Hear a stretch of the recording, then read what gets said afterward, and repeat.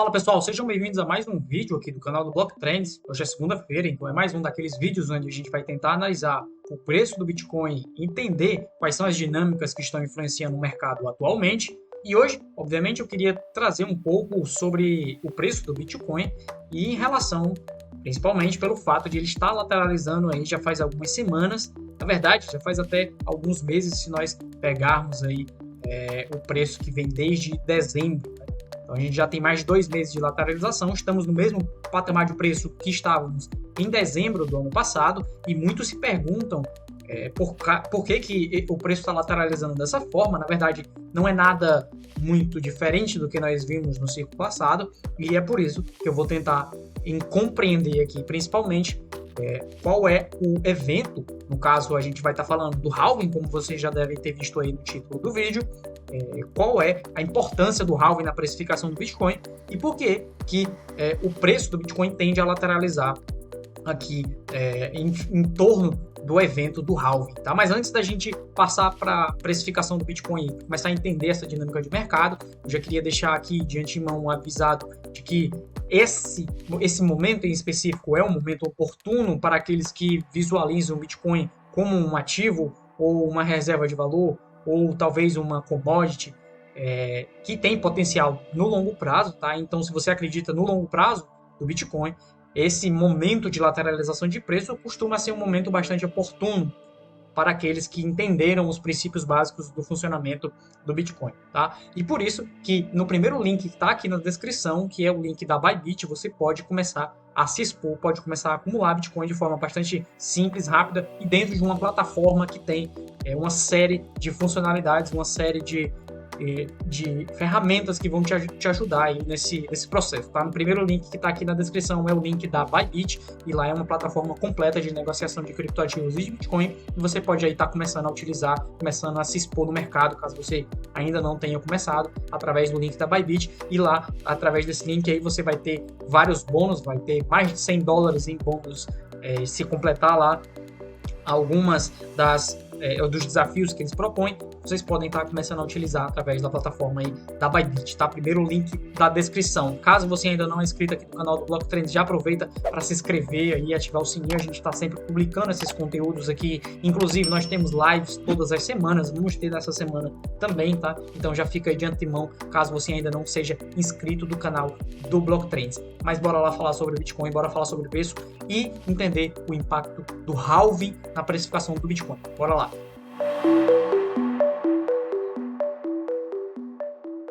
Bom, então uma das principais coisas que a gente tem que compreender é o que é o halving, tá? Mas eu não vou explicar isso nesse vídeo. Nesse card que tá aparecendo aí na sua tela, foi um vídeo educacional que eu publiquei aqui no canal do Block Trends explicando como é que funciona a economia do Bitcoin, e lá eu expliquei o que é o halving, como é que funciona a economia em torno do Bitcoin, quais são as suas características principais que fazem ele um ativo escasso. Então eu não vou estar repetindo nesse vídeo, depois vocês podem conferir lá sobre a economia do Bitcoin para tentar entender isso daí, mas eu vou me ater justamente à questão da precificação do Bitcoin, certo? Em torno dos halvings, né, então próximo ali ao evento de corte na política monetária, existe um preço de equilíbrio. O mercado tende a alcançar um preço de equilíbrio com base nesses ciclos, tá? Então, já vou mostrar aqui para vocês quais são esses períodos de preço de equilíbrio. Aqui tem um gráfico que mostra mais ou menos como é que funciona a variação de preço dentro do ciclo do Bitcoin, tá? Então, a gente está falando não na variação de dias ou de horas, a gente está falando aqui na variação de semanas e meses, porque esse é com base nos ciclos de alta do Bitcoin, tá? E aqui, cada um desses traços aqui são os eventos de halving que aconteceram no Bitcoin. Geralmente, aqui a gente não está pegando especificamente a precificação do Bitcoin, tá? Então, aqui é apenas uma forma de ilustrar como o preço do Bitcoin tende a lateralizar, tende a atingir um preço de equilíbrio em torno do halving, tá? Isso acontece porque após o período do halving, existe um período de expansão bastante significativo. Então, vou dar um zoom aqui para vocês. Existe um período de expansão de preço bastante significativo.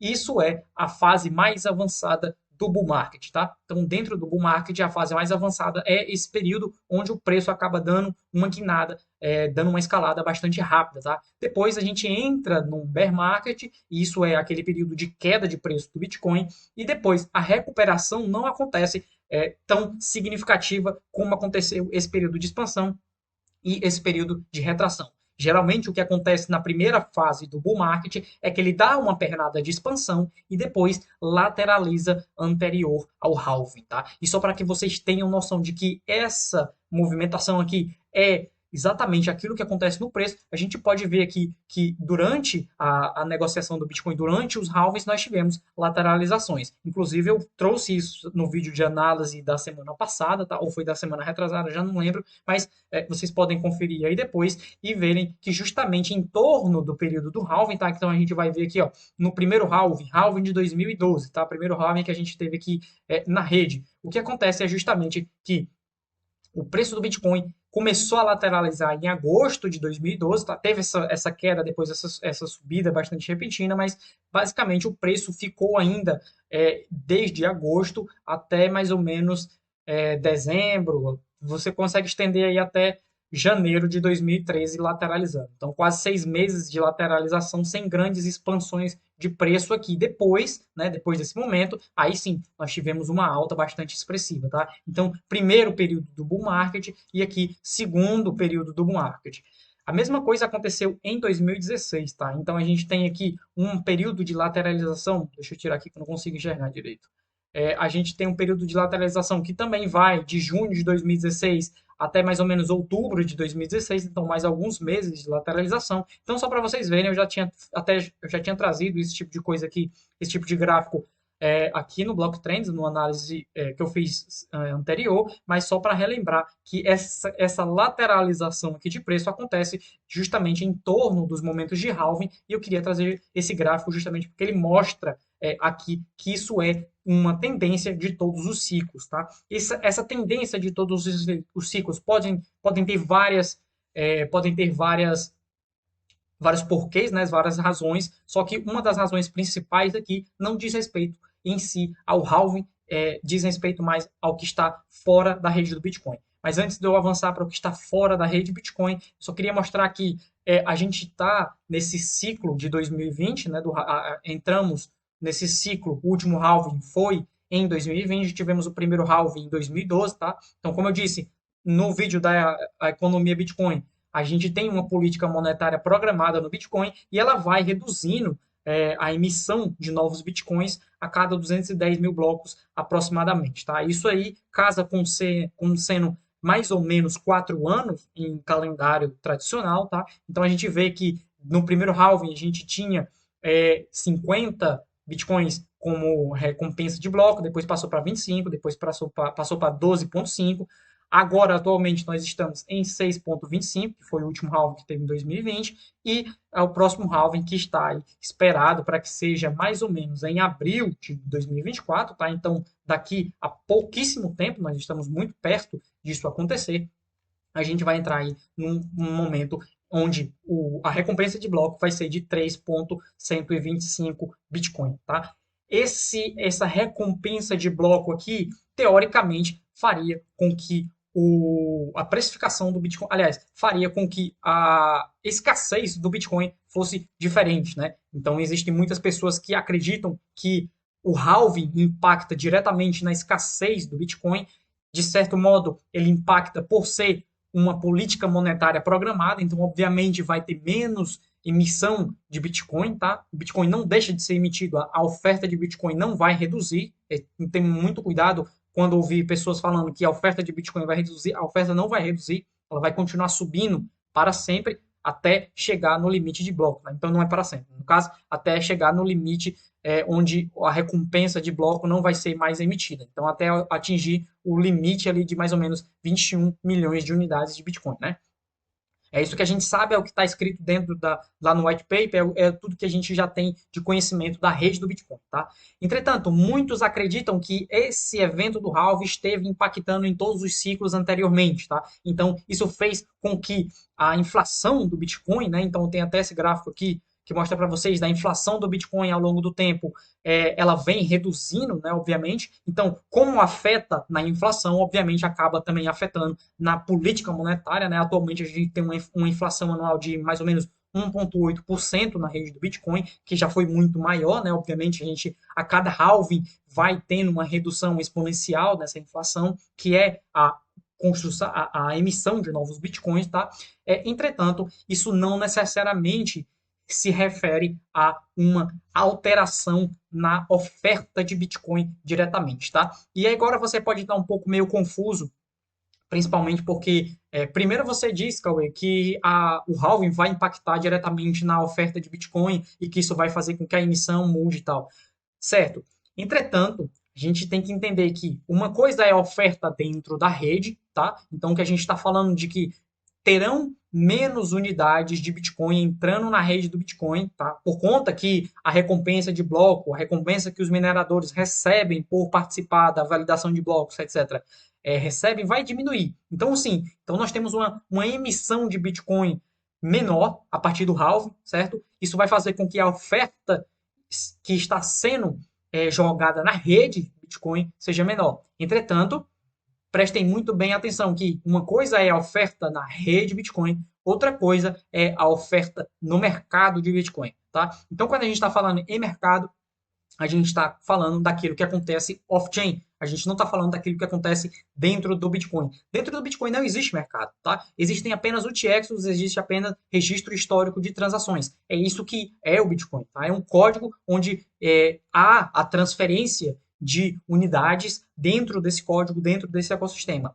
Não tem mercado, não tem nada relacionado a isso. O mercado somos nós, as pessoas, né, os indivíduos que criam através de vários mecanismos. Inicialmente, mecanismos P2P, né, de pessoa para pessoa, posteriormente, mecanismos mais estruturados com plataformas chamadas exchanges. Agora, nós já temos mecanismos até um pouco mais avançados do que isso através de custodiantes e emissores de papéis sintéticos, como a gente tem visto com os ETFs. Entretanto, a oferta no mercado, ela até o momento não se alterou, tá? Então isso é algo que muitas pessoas ainda não conseguiram compreender muito bem, como é que a oferta na rede do Bitcoin está se alterando nos dois halvings que nós tivemos até agora, mas não se alterou no mercado, tá? Nos três halvings, aliás, nos três halvings. E eu vou já explicar por quê. Esse aqui é um gráfico que mostra basicamente a oferta de Bitcoin que está sendo enviada para exchanges, tá? Então, quando eu estou falando em oferta de Bitcoin que está sendo enviada para exchange, eu estou observando basicamente a quantidade de moedas, tá? Então, a quantidade de Bitcoin que está sendo mandado para exchange spot, tá? Então, por que exchange spot, Cauê? Primeira coisa desse cálculo aqui. Exchange spot são aquelas que negociam o ativo fisicamente, né, entre aspas. Isso significa que essas são as exchanges que não estão negociando instrumentos derivativos, não estão negociando sintéticos. Eles vendem, de fato, o Bitcoin que entra e sai das suas carteiras, tá? E esse gráfico laranja aqui mostra justamente aquelas moedas que estão saindo de carteiras de mineradores. Lembrando que as carteiras dos mineradores é onde os Bitcoins surgem para o mercado, porque na transação Coinbase, que é aquela transação que é feita da rede Bitcoin para o minerador, é a primeira transação que faz com que um Bitcoin seja emitido à rede, tá? Seja criado, é aí a transação que cria um Bitcoin. É por isso que a gente observa as carteiras de mineradores, porque as carteiras de mineradores é aquelas que contêm os Bitcoins que estão sendo recém-minerados, né? Que acabaram de sair. Então aqui a gente está observando as transações que acontecem de carteiras de mineradores para exchanges, que é onde são feitos os mercados amplamente, né? Pelo menos desde 2014. Então, como a gente vê aqui, ó, nos primeiros anos da rede Bitcoin, a gente tinha muito poucas movimentações porque não existiam exchanges como a gente conhece hoje, né? A partir de 2014 a gente começou a perceber esse movimento mais institucionalizado, esse movimento mais de empresas trazendo bitcoins, trazendo plataformas de negociação de bitcoins abertamente, tá? E aí a gente começou a ver envios de carteiras de mineradores para exchanges, tá? E aí você me pergunta, Cauê, o que é que esse gráfico está te mostrando? Bom, a primeira coisa que a gente tem que perceber aqui é que, com exceção de alguns pontos, tá? Então, com exceção de alguns pontos, como houve aqui em 2016 e como houve aqui em 2023, em julho de 2023, Com exceção desses pontos em específico que foram períodos onde houveram movimentações de mineradores muito específicas, tá? Não dá até para nós sabermos quais são as movimentações, mas houve movimentações muito específicas.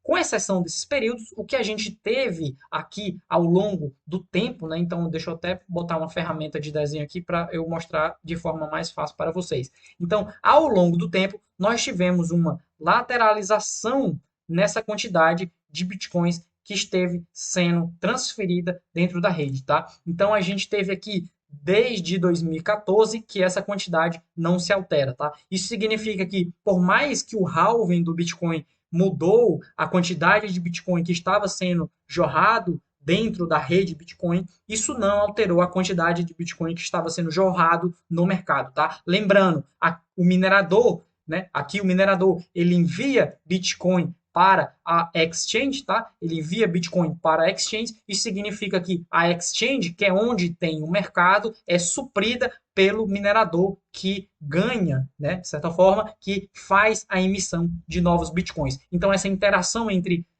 mineradores e exchanges é bastante necessária para a gente compreender o mecanismo de formação de mercado no Bitcoin, certo? Isso aqui nos mostra, esse gráfico nos mostra que desde 2014 a quantidade de Bitcoin que estava sendo transferido para exchanges não se alterou. Ela sempre ficou na faixa de 1.100 Bitcoins, aqui na média mensal, tá? E aqui eu estou olhando na média mensal. Ela sempre ficou mais ou menos entre 1.100 Bitcoins e 300 ali, 380 e poucos Bitcoins, tá? Isso aqui nos mostra basicamente que em média, se eu colocar aqui mais ou menos o mouse em média houve 700, 800 bitcoins sendo enviados mensalmente para exchanges. Isso nunca reduziu, tá? Desde 2014, desde o início das exchanges, tá? Nunca reduziu abaixo dessa média e nunca subiu acima dessa média, com exceção aqui de alguns pontos bem específicos, tá? Que não entram muito bem, podem até ser considerados como outliers, tá? São eventos muito específicos da rede, mas no geral a gente teve uma mesma quantidade de bitcoins sendo enviados para o mercado. Isso significa, isso nos mostra que a oferta de Bitcoin até agora, né? Então, quando a gente está falando de oferta de mercado, a oferta de mercado de Bitcoin nunca foi impactada, tá? Pelo halving. O halving nunca impactou a oferta de mercado de Bitcoin no que diz respeito ao mercado, certo? Não estou falando a oferta de Bitcoin na rede Bitcoin. Mas, Cauê, o que é que tem impactado o mercado do Bitcoin que faz com que essa ciclicalidade do mercado seja tão presente, tá? E aqui é onde a gente entra justamente nesse outro gráfico que eu estava mostrando para vocês, tá? Então, laranja aqui é a inflação do Bitcoin, tá? Que eu estava falando que vem caindo ao longo do tempo, só que existe uma outra coisa que vai mudando ao longo do tempo também, e é a linha azul. E a gente está falando de base monetária. Então, a gente, além do efeito Bitcoin, tá? Além da oferta de Bitcoin, além da alteração na sua oferta na rede, a gente precisa também ver ao outro lado, né? Obviamente, o mercado é feito de Bitcoin em relação a uma outra moeda, e é justamente que entra esse gráfico aqui, tá? Quando a gente relaciona o Bitcoin com a oferta monetária global, e é justamente isso que a gente tem nesse gráfico aqui, quando a gente relaciona o Bitcoin com a oferta monetária global, é aí onde a gente vai perceber o que tem impactado a ciclicalidade do Bitcoin. Isso porque a oferta monetária global, ela é a quantidade de liquidez, ela é a quantidade de dinheiro fiduciário existente no planeta, né? Então a gente junta vários bancos centrais, pelo menos eu tenho aqui um rastreamento de mais de 20 bancos centrais, e a gente consegue perceber qual o nível de quantidade de dinheiro que está no mercado. E o Bitcoin, ele acaba sendo um proxy, um sugador de liquidez. Isso faz com que o Bitcoin seja altamente correlacionado com a variação da base monetária. Então a gente tem em preto aqui a variação anual do Bitcoin e em laranja a gente tem a variação anual da base monetária global.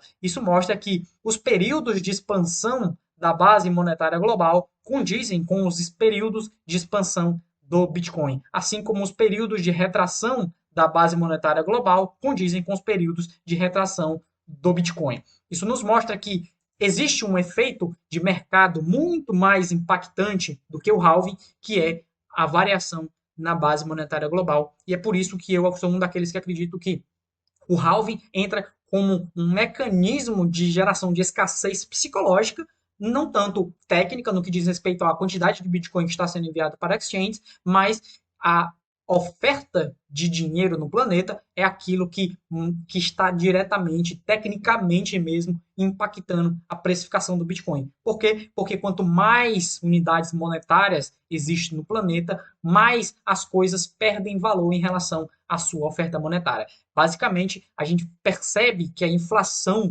no final das contas, né, a inflação de preços, ela é um efeito monetário, é gerado justamente pela maior quantidade de dinheiro no mercado, e o Bitcoin acaba sofrendo, né, ou se beneficiando, dependendo da sua perspectiva, dessa maior inflação de preços. E isso faz com que o preço do Bitcoin seja diretamente inflado pelo aumento da base monetária. E é isso que nós estamos vendo exatamente hoje. Tá? Nós estamos prestes a ver um período de expansão da base monetária. É muito provável, de acordo com os ciclos que a gente observa, que nós já estejamos dentro de um período de expansão da base monetária, e é por isso que o Bitcoin já está também se expandindo. Entretanto, no curto prazo, como a gente viu ali, com base no ciclo de halving, mais ou menos a gente consegue perceber que esse período de mercado atualmente, ele tende a ser um período de lateralização de preço.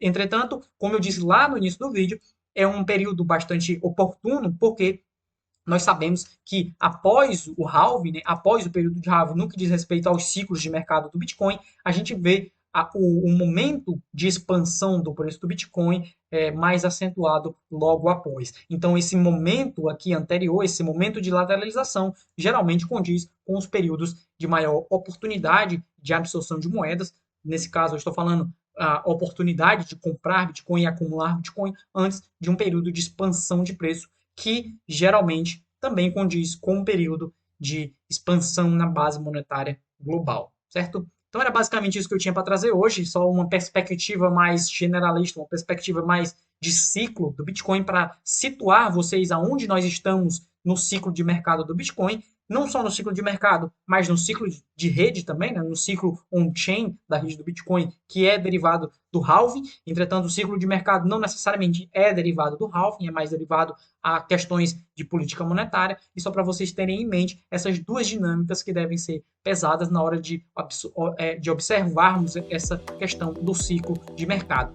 O momento atual é um momento bastante oportuno, um momento pré-halving, um momento de lateralização. Não sabemos quanto tempo vai durar, mas nós sabemos que geralmente algum período depois, alguns meses, algumas semanas depois do halving, é onde começa o período de expansão do preço do Bitcoin. E nós podemos ter isso acontecendo justamente agora, após abril, tá? Então, fiquem com isso em mente. Eu espero que esse vídeo tenha sido bastante oportuno para você. Se você entendeu o que eu quis dizer aqui nesse vídeo e já quer começar a se expor na rede do Bitcoin, que quiser começar a se expor no mercado do Bitcoin, pode utilizar o primeiro link que está aqui na descrição, que é o link da Bybit, a plataforma completa de negociação de criptoativos, onde você pode fazer as suas compras, pode fazer seu DCA, pode fazer trade também se você quiser.